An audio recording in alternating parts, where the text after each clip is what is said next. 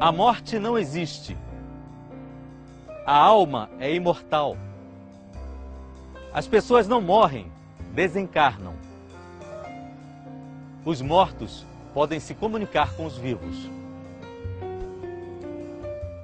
Essas ideias, ao mesmo tempo perturbadoras e reconfortantes, foram formuladas pela primeira vez na França, em meados do século XIX, pelo cientista Allan Kardec. Mas foi aqui no Brasil que o Espiritismo ganhou projeção extraordinária, graças à obra e ao exemplo de vida de Chico Xavier. Chico foi responsável direto pela multiplicação dos centros espíritas por todo o país. Ajudou a fundar mais de 2.000 instituições de assistência aos carentes. Transmitiu mais de 20.000 mensagens de pessoas mortas às suas famílias.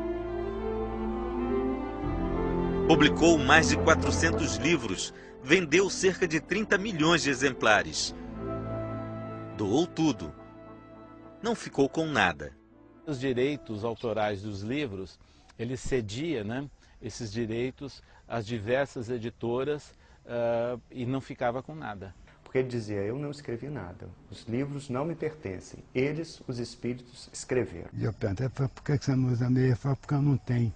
Aí eu levei para ele, Aí ele calçou, ficou andando sem sapato pro lado, pronto, feito criança quando ganhou um presente.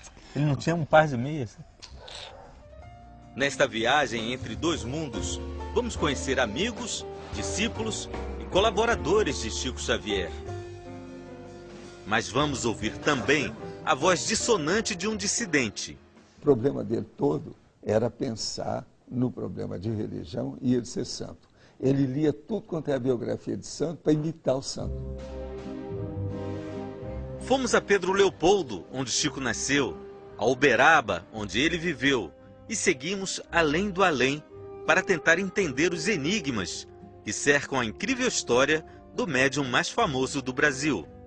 Na quarta-feira do seu enterro, nós estávamos em repouso na parte da tarde, quando nós percebemos o espírito dele chegar e ele nos tirou do corpo e nos induziu uma viagem, que é chamada de viagem astral ou desdobramento do corpo carnal. Nesta casa, em Pedro Leopoldo, Francisco Cândido Xavier veio ao mundo em 2 de abril de 1910. Aos 4 anos de idade, teve a primeira visão. O pai e a mãe comentam na cozinha, viu fulana, a vizinha, ela abortou, ela perdeu o neném. E conjectura-se, como é que foi esse aborto? Será por quê? Aí o Chico diz... Foi um problema de nidação inadequada do ovo. Eles olham para ele. Como é que é, meu filho? A criança ficou numa posição ectópica. Alguém fala, a mãe ou o pai, quem te disse isso? Tem um moço aqui do lado me falando, ele é médico. Foi a primeira manifestação. Ele perde a mãe aos 5 anos de idade e vai conviver com uma madrinha que entendia que a melhor maneira de educá-lo seria realmente na surra, no couro, na agressão. E furou ele muito com garfo.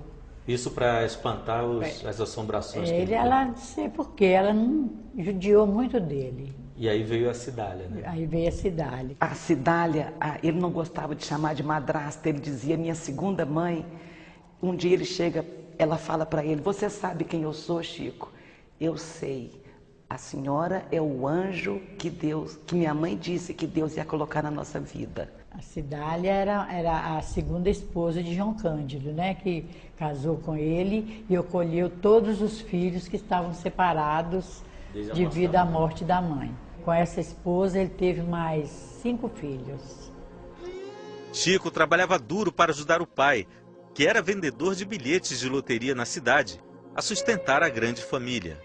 Ele foi trabalhar porque o padre Monsenhor Sebastião Escasello falou, Chico, sua família é tão pobre e você vê espíritos, você é um menino complicado, seu pai quer te internar como se você fosse louco. Eu vou arrumar um emprego para você para te livrar do hospício.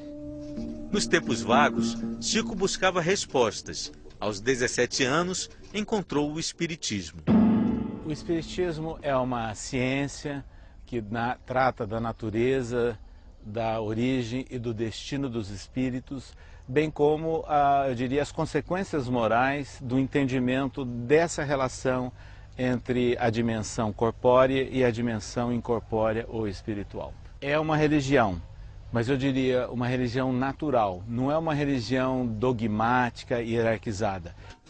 O Espiritismo trouxe um novo significado para a vida de Chico Xavier. Era como se ele fosse o trem e a doutrina os trilhos. Faltava o maquinista, o mentor que mostrasse os caminhos. E foi no açude da cidade, onde vinha rezar, que Chico Xavier encontrou pela primeira vez Emmanuel, o guia espiritual que o acompanharia dos 21 anos até o final da vida. Quando ele conversou com o Chico pela primeira vez, Chico perguntou o que é que eu devo fazer. Ele falou, disciplina. O que mais? Disciplina. O que mais? Disciplina. O Emmanuel disse a ele, Chico, você tem a missão de escrever 30 livros. Nossa, mas eu não tenho nem papel, nem lápis, onde que eu vou arrumar papel? Quando acabou 30 livros, Chico, Emmanuel, acabou, né? Não, é mais 30. Quando chegou em 100 livros, Chico falou, não acabou não? Ele disse, se a sua vida foi desapropriada pelo mundo espiritual, você continua a sua tarefa ou você pode ir embora, porque você não vai ter mais nada para fazer aqui. Emmanuel foi uma pessoa muito importante na vida de Chico, muito severo. Ele estava psicografando quando os olhos dele começou a sair sangue. Ele levantou e não conseguia mais escrever. Ele falou, não, você tem dois olhos. Um outro está são, você pode trabalhar.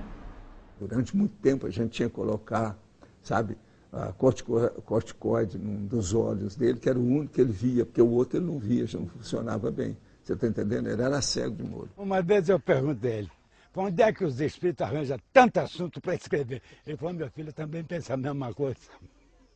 Mas era um livro toda semana, praticamente. No